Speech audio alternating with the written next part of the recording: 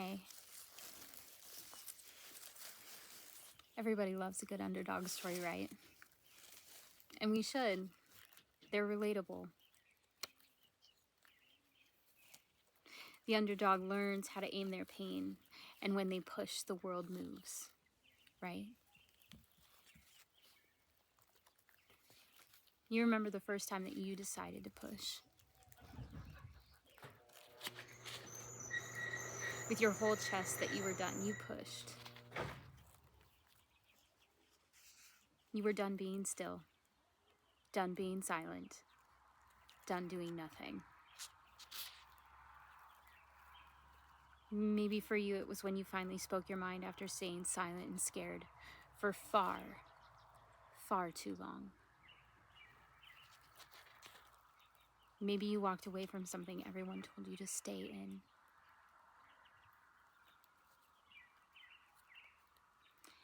Maybe it was the word no.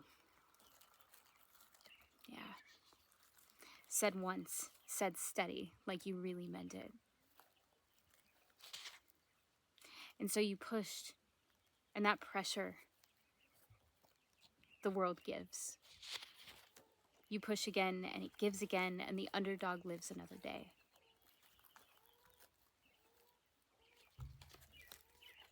Mind, that's effective, right? Apply a bit of pressure, and bam, the world moves.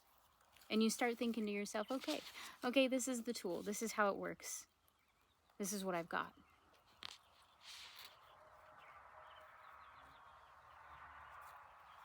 And maybe for a while, maybe for a long while,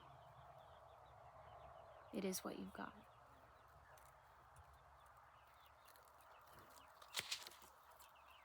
There are times in life where that pressure keeps you alive. Vertical, mostly.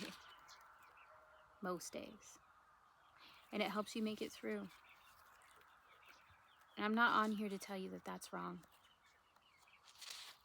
And anyone, frankly, anyone who tells you to let go of the thing that's been helping you to hang on before they earn the right to say that.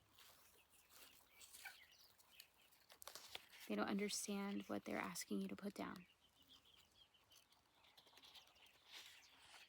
So I'm not asking. Not yet. And if any of what I'm saying tonight is hitting harder or closer than you anticipated, then there's a number in that description. Use it. But here's the part that they leave out of that story, out of the movies, right? Out of the superficial glow up, and after that underdog finally does come back. When you wake up and you realize that you won. You got it. You made it. You earned the respect, the space, the proof that you're capable. But the pressure's still in there, isn't it? And with nothing to aim at, you find something to aim it at. Another fight, another wall, another person who doesn't get it. And you start to notice at some point, that pressure doesn't care what it destroys, it just does. Over time, that pressure crushed a version of you that was softer. Because you convinced yourself that you didn't want it.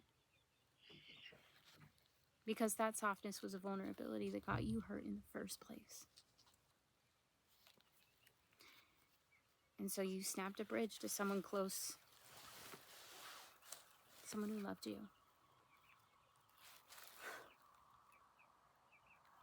A friendship that was trying to reach you. You tell yourself that that's what strength looks like now. But then you wake up and the prize was this. A room you cleared, a silence you built, a crown nobody's clapping for. That pressure doesn't fuel you anymore, and the consequence of winning feels heavy. Pressure is a power that breaks things down. That's what it's for. You learned how to exercise your pressure in a way that saved you once. But if that's the only tool you've got, if every nail looks like something that needs to be hammered, and if every conversation is a fight that you've got to win, then the pressure isn't serving you anymore, my friend. Maybe you're serving it. And maybe you're still here, still watching, still listening to me talk here, because part of you knows that what I'm saying has some truth to it. And you've known that for a while. But you haven't sorted out yet what comes next. Because nobody ever taught you what to do with your hands when they're not in fists.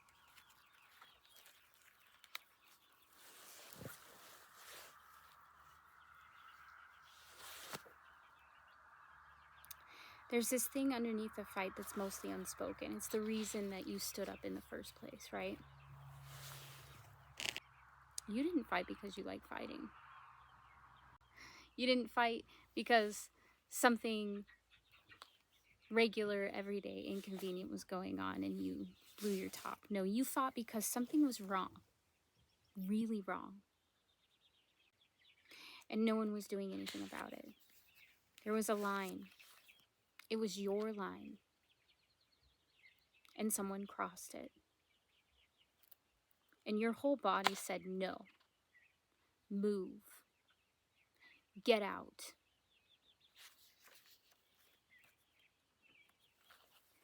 That line, that's the thing worth paying attention to.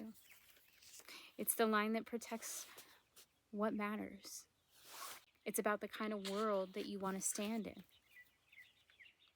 The strongest fighters aren't the ones that never stop. They're the ones that decide what's worth it. And then this is the part that really takes some actual courage. The strongest ones, they make a choice to build with those same hands, those same fighting hands. Not because anybody told them to, but because they looked at the ruins and they thought to themselves, I'm strong enough to start here again. There's something to salvage. Remember that the strongest move a fighter can make is knowing when to call in backup. Building is hard, real hard work when done with real hands.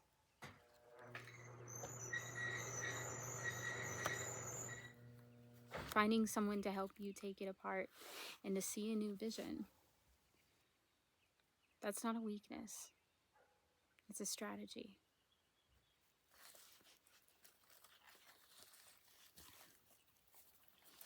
Hi, Viper. So what are you building out there? Not what are you fighting, but what are you building? Hey, Viper. What can it look like to embody that kind of pressure without being crushed by it? When the pain of destruction transforms into passion to create something.